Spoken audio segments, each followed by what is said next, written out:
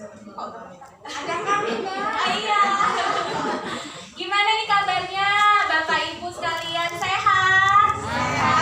Iya tuh, saya lihat dari pertemuan 2 minggu lalu Pak Rudi kayaknya badannya makin lemu kayaknya itu.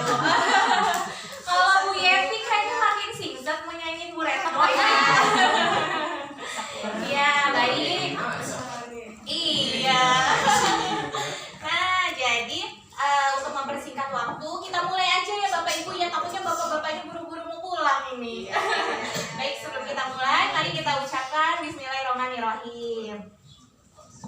Ya, kali ini Tia kebetulan yang bertugas di Trimurjo ini akan membahas tentang pemanfaatan pekarangan. Nah, kenapa nih pemanfaatan pekarangan?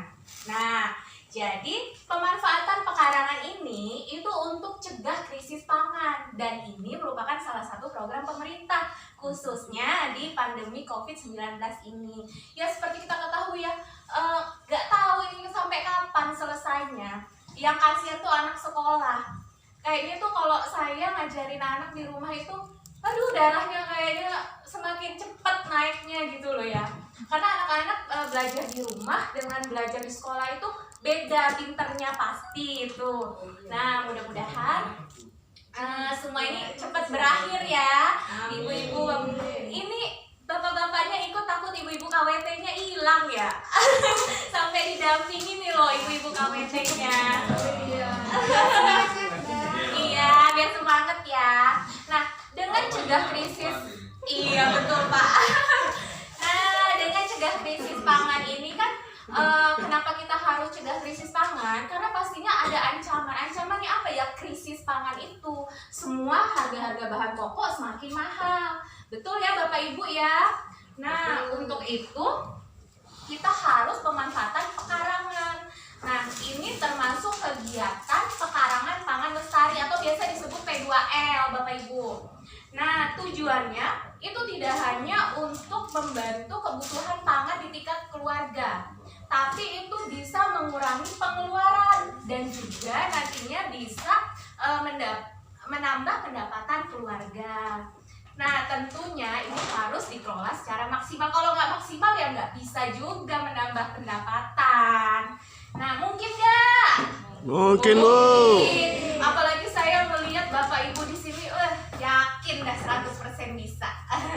Nah, kita bisa menanamnya itu seperti tanaman pangan, hortikultura, atau bisa berternak. Nah, pangannya beragam, gizinya seimbang, aman, orang nanam sendiri aman ya.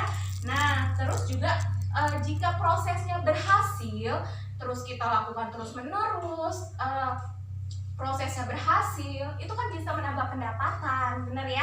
Nah, karena kecukupan gizi keluarga itu pemenuhannya dipenuhi dari tanaman dan sayuran yang kita petik dari lahan sendiri. Nah, contoh di kemarin itu saya hari Senin kalau nggak salah, itu makan di depan Pahlawan sini, nggak jauh dari Pahlawan depan. Itu saya ngeliat di menu ada es markisa. Nah, saya pikir, saya memang senang markisa, kayaknya seger nih, baru baca aja udah seger ya Bapak Ibu ya. Nah, tapi saya tuh nggak, di luar ekspektasi saya pikir ya mungkin dari sirup gitu kan, atau dari apalah. Ternyata kok si penjualnya ini ke belakang saya, ternyata petik markisa. Nah, saya lihat langsung di belakang saya, di samping-samping itu memang markisanya bergantungan gitu kan.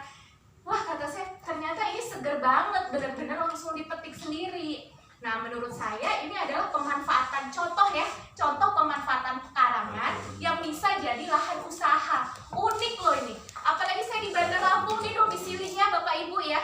Nggak ada kayak gini. Dan saya yakin di kabupaten pun nggak semuanya banyak kayak gini. Mungkin hanya ya 1-2 lah dari 10 ya gitu ya. Nah, sebenarnya jenis pemanfaatan pangan ini banyak ya, bisa dari nanam sayuran kangkung, sawi, bayam, terong gitu kan, bahkan beternak ayam petelur mungkin ya. Contoh nih, kita di rumah punya ayam petelur ya 3-4 misalnya gitu ya. Nah, kita ternak tuh kan ada telurnya. Nah, lalu telurnya itu kan bisa kita makan, ya, bisa kita konsumsi kan. Atau mau ditetesin boleh, biar ayamnya semakin banyak ternaknya. Nah, terus kalau mau makan daging ayam, potong aja ayamnya, tapi jangan dihabisin. Nanti nggak bisa bertelur lagi ayamnya kalau dihabisin. Ya Bu Yeti ya. Oh iya. Nah, lalu Ya, potong. cukup. Ya, belum selesai. Oh,